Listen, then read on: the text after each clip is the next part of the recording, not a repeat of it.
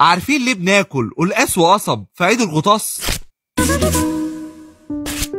عيد الغطاس اتسمى بالاسم ده لأن الله قبل إنه يتعمد بالتغطيس في نهر الأردن، وليه اسم كمان هو عيد الظهور الإلهي، وده لأن في اليوم ده وأول ما السيد المسيح اتعمد ظهر الروح القدس على شكل حمامة، وصوت الآب نادى من السماء وقال هذا هو ابن الحبيب الذي به سررت. ودايما في عيد الغطاس بيكون في أكلات أساسية بتحسسنا بفرحة العيد ده، وهم القصب والقلقاس. فبناكل أو نشرب قصب لأن القصب من النباتات اللي بتحتاج انها تكون متغطسه في الميه وهي بتتزرع زينا بالظبط واحنا بنتعمد، فبنكون متغطسين في جرن المعموديه. وبناكل قلقاس لان القلقاس فيه شبه من راس يوحنا المعمدان بالظبط، واللي قدمها هيرودس على طبق لبنت هيروديا. فالقصب والقلقاس حاجات اساسيه ولازم نحافظ على العادات دي لانها حلوه قوي وبتحسسنا بفرحه عيد الغطاس.